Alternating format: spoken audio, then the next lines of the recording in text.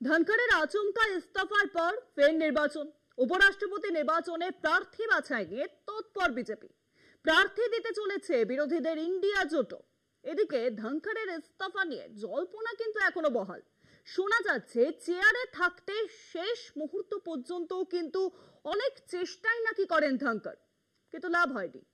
প্রতিরক্ষা মন্ত্রী রাজনাথ সিং ধনখড়কে সাহায্য করতে অস্বীকার করেন। এরপরে ওই রাতেই ধনখড় নাকি প্রধানমন্ত্রী নরেন্দ্র মোদীর সঙ্গে দেখা করতে চান। সেই সাক্ষাতের আর্জিও খারিজ হয়ে যায়। সব দরজাই বন্ধ বুঝে এবং রাত্রে ইস্তফা দেন ধনখড়।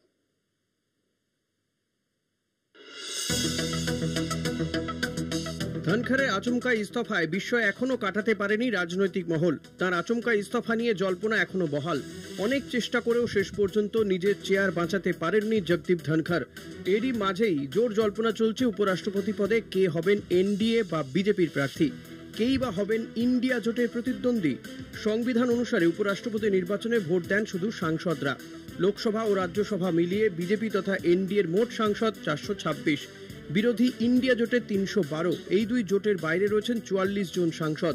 নির্ভরযোগ্য সূত্রে জানা গিয়েছে জেতার আদৌ সম্ভাবনা না থাকলেও উপরাষ্ট্রপতি নির্বাচনে প্রার্থী দেবে বিরোধী ইন্ডিয়া শিবির।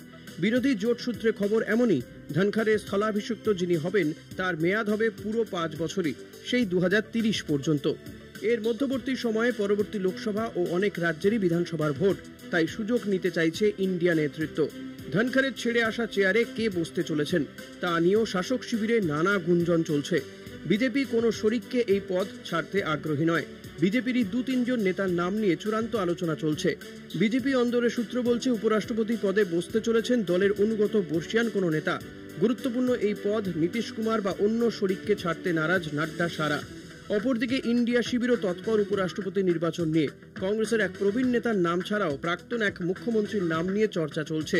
জগদীপ ধনখড়ের রহস্য ইস্তফা নিয়ে অনেক কথাই জানা গিয়েছে। পরিস্থিতি হাতের বাইরে চলে যাচ্ছে বুঝে গেরুয়া শিবিরের অলিখিত ক্রাইসিস ম্যানেজার কেন্দ্রীয় প্রতিরক্ষা মন্ত্রী রাজনাথ সিং এর শরণাপন্ন হন সদ্য প্রাক্তন উপরাষ্ট্রপতি। কিন্তু প্রতিরক্ষা মন্ত্রীর তরফে কোনো সাহায্যের ইঙ্গিত পাননি ধনখড়। এরপরে নাকি প্রধানমন্ত্রী দপ্তরের এক পদস্থ অফিসারের সঙ্গে তাঁর কথা হয়।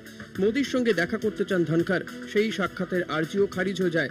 সব দরজাই বন্ধ বুঝে সোমবার রাত 9টার পরে ইস্তফার কথা জানিয়ে দেন ধনখড়। এবার তোড়জোড় চলছে পরবর্তী উপরাষ্ট্রপতি নির্বাচন ঘিরে। কলকাতা টিভি।